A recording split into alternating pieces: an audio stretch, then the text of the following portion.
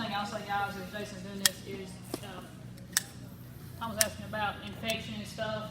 And like Jason said, you know, you're going to get more problems if you don't trim them versus trimming them. Even if you quick them a little bit, they're really not going to get any infection from that. The other thing you think about is when their feet aren't correct. You think about us. If somebody walks kind of outside their foot or something, you walk a little different on your feet, it causes knee and ankle issues. It's the same thing with these guys. So if their feet aren't trimmed up good and they're not level, it's going to cause joint issues all the way up their legs too. Yeah, I didn't bring that up. Just kind of think about that. Major difference. You take one that's trimmed wrong or its hoofs are grown, you'll see them walking in or out. They're not going to track the way they're designed to track out unless those feet are nice and flush and square. The bucks especially, I don't care which breed it is, the boars more so, are very prone because of the size, but they'll not be able to track. If you go to a show, I mean, that's going to be, tracking is going to be a very, very big thing that judges are watching for in those animals, that they're nice and straight.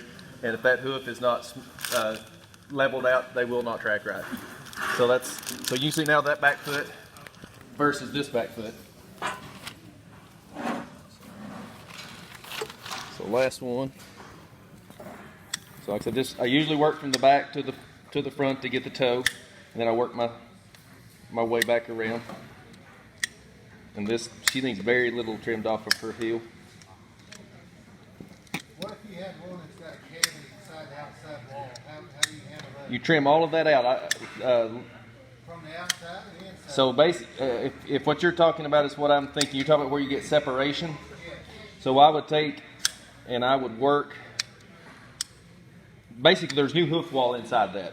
So what you would do is you would start just doing this number and kind of just trim it. And Tiffany, correct me if she thinks differently, but I trim as much of that out as tight as I can because I do not want that to impact with any dirt or anything. So I just take my time, and then you can trim it. And when you get it out, you'll notice there's actually a new, out of all the ones I've ever trimmed, there's a new hoof wall actually already formed and ready.